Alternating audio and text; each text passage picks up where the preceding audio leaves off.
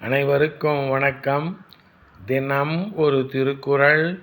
இன்பத்துப்பால் கற்பியல். அதிகாரம் 128. குறிப்பு அறிவுறுத்தல். குறள் எண் 1279. தொடி நோக்கி மென்தோளும் நோக்கி அடி நோக்கி அஃது ஆண்டு அவள் செய்தது. தொடி நோக்கி மென்தோளும் நோக்கி அடி தோண்டி அஃது ஆண்டு அவள் செய்தது.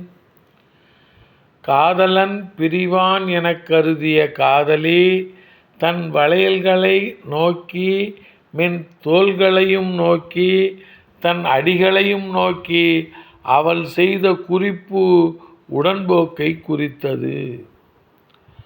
காதலன் பிரிவான் எனக் கருதிய காதலி தன் வளையல்களை நோக்கி மென் தோள்களையும் நோக்கி தன் அடிகளையும் நோக்கி அவள் செய்த குறிப்பு உடன்போக்கை குறித்தது.